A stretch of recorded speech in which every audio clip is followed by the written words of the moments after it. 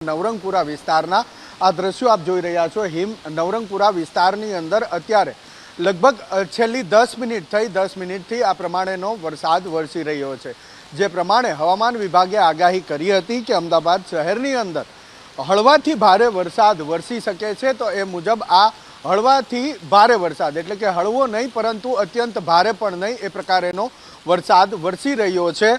વરસાદને લઈ અને ખેડૂતોની ચિંતા, અમદાવાદ અને આસપાસના વિસ્તારમાં વસતા ખેડૂતોની ચિંતા ચોક્કસથી દૂર થઈ છે, કારણ કે થોડા સમયથી વરસાદ ખેંચાયો હતો, જેના કારણે ખેતરની અંદર જે વાવણી કરી હતી તેને પિયતનો સમય થયો હોવા છતાં વરસાદ વરસ્યો ના હોવાના કારણે ખેડૂતોમાં એક ચિંતા જોવા મળતી હતી। તો વરસાદ ખેંચાયો જેના કારણે બફારો, ઉકળાટ જેવી સમસ્યાનો સામનો સામાન્ય શહેરીજનો પણ કરી રહ્યા હતા।